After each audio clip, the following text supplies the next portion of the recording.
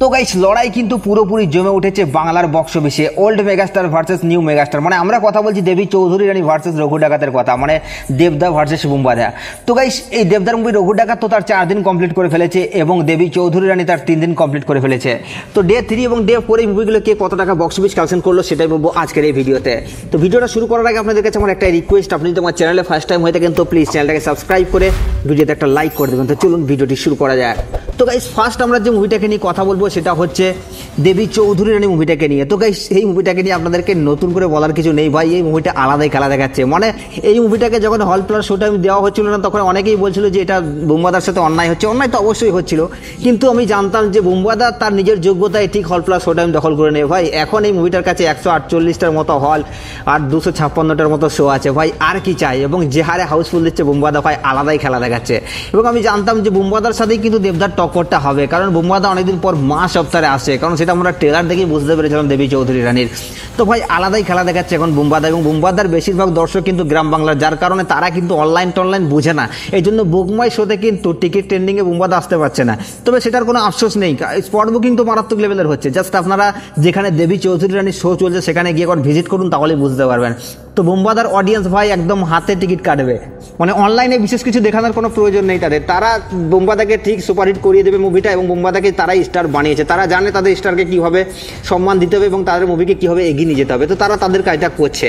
তো গাইস এখন যদি আমরা কথা বলি যে বুম্বাদার মুভি দেবী চৌধুরী রানী তার ডে 3 এসে কত টাকা বক্স অফিস কালেকশন করলো, তো গাইস আপনাদেরকে আমি জানিয়ে দিই বুম্বাদার মুভি দেবী চৌধুরী রানী তার ডে 3 এসে বক্স অফিস কালেকশন করছে প্রায় 53 লক্ষ টাকার মতো, এবং টোটাল 3 দিনে মুভিটা গ্রস বক্স অফিস কালেকশন করছে 1,67,00,000 টাকা। তো গাইস এই মুভিটার বক্স অফিস কালেকশন নিয়ে আপনাদের কি মতামত নিজের কমেন্টে অবশ্যই জানাবেন। তো গাইস সেকেন্ড আমরা যে মুভিটাকে নিয়ে কথা বলবো সেটাকে নিয়ে আপনাদেরকে নতুন করে বলার কিছু নেই। যে মুভিটাকে নিয়ে এত নেগেটিভিটি, এত প্রচার, এত নেগেটিভ রিভিউ, যারা কোনোদিনও রিভিউ করেনি, যারা ফুড ব্লগার তারাও মুভিটাকে নিয়ে রিভিউ দিতে শুরু করছে। তাছাড়া আপনারা জানেন তো ঘোষবাবু কীরকম রিভিউ দিয়েছিল দেবদাকে নিয়ে, তো সেটাকে নিয়ে আমি নতুন করে কিছু বলতে চাই না। তো এত কিছুর মাঝেও দেবদা কিন্তু নিজের জায়গায় অটুট ছিল, কারণ আমি আপনাদেরকে একটা ভিডিও বানিয়ে বলেছিলাম, আপনারা ভিডিওটা এখনও চেক আউট করতে পারেন, আমার চ্যানেলে আছে, যে দেবদার রঘু ডাকাত কিন্তু ষড়যন্ত্রের শিকার। ভাই কলকাতায় মুভিটা রিলিজ হওয়ার আগেই রিভিউ চলে আসছে ভাই, এটা কি ধরনের রিভিউ ভাই, কি বলবো, আবার নেগেটিভ রিভিউ। তাছাড়া দর্শক যে হারে রিভিউ দিচ্ছিল আমি বুঝতে পেরেছিলাম যে রঘু ডাকাতকে থামিয়ে রাখা যাবে না, জাস্ট ষষ্ঠীর অপেক্ষা। তো ষষ্ঠী আর সপ্তমী তো পুরো কাঁপিয়ে দিচ্ছে। এখন শুধুমাত্র কলকাতা নয়, একদম মুম্বাই, দিল্লি, ব্যাঙ্গালোর সব জায়গাতে হাউসফুলের বোর্ড ঝুলে দিয়েছে রঘু ডাকাত।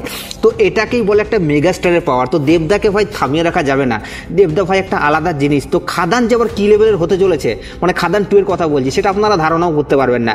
রঘু ডাকাত যদি 30 থেকে 35 কোটি টাকার বক্স অফিস কালেকশন করে নেয়, আর এটা করবেই, কেউ আটকাতে পারবে না।